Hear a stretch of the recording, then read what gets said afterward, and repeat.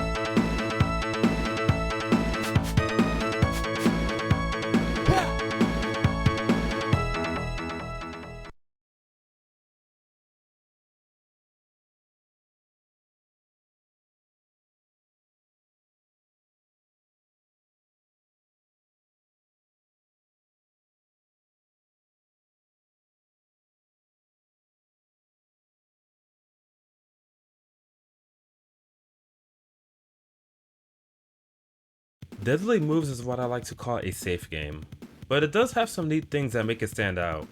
For an early fighting game, the stages look amazing. They can make the game slow down more than usual, but I can't deny how good they look in motion. These stages also have some good music, and it helps make the game stand out aesthetically. Unfortunately, the gameplay is very tame. It's not bad, but many other fighting games have much more to offer. This hurts even more due to the fact that you can only play as one character in the single player mode. In short, I think Deadly Moves is alright.